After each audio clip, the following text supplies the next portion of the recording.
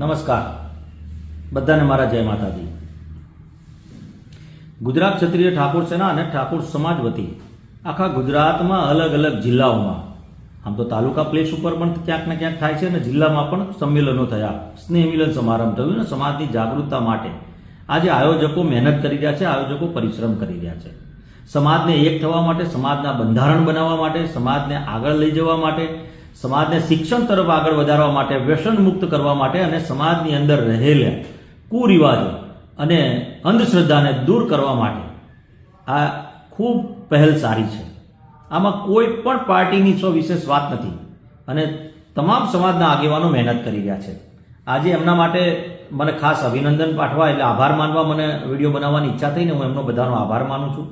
ક્યાંક ક્ષતિથી કોઈના નામ રહી જાય તો માફ કરજો કે મારો કોઈ એવો ઇન્ટેન્સ નથી કે કોઈના નામ બોલવા અને કોઈના ના બોલવા। ખાસ કરીને જે રીતે સંમેલનો થયા, હમણાં જ તમે જુઓ છો કે વાવ-થરાદ જિલ્લાનું થયું, એવી રીતે બનાસકાંઠાનું થયું, મહેસાણાનું થયું, ગાંધીનગરમાં થયું, એવી જ રીતે મહીસાગરની અંદર થયું, એવી જ રીતે ખેડામાં થયું, એવી રીતે આણંદમાં થયું। કોઈકે તાલુકા પ્લેસે કર્યું, કોઈએ જિલ્લા પ્લેસે કર્યું। ખૂબ સારી સંખ્યામાં તાલુકા લેવલના પ્રોગ્રામ પણ ખૂબ સારા થયા। મહીસાગરમાં થયા તો મહીસાગરમાં કિરીટસિંહ અને અરવિંદસિંહે ખૂબ મહેનત કરી।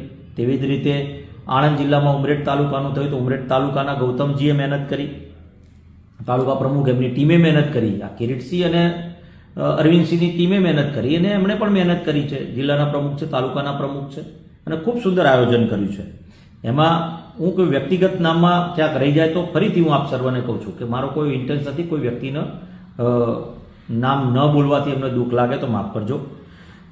એવી જ રીતે ધારો કે અમારા જિલ્લાના બંને હોદ્દેદારો અને જિલ્લાના પ્રમુખો હોય, હોદ્દેદારો, તાલુકાની ટીમ બધાએ મહેનત ગુજરાત ક્ષત્રિય ઠાકોર સેનામાં કરી છે અને બધાને અભિનંદન પાઠવું છું અને આભાર પણ માનું છું। સમાજને એક કરવા માટે પ્રયત્ન કરી રહ્યા છો।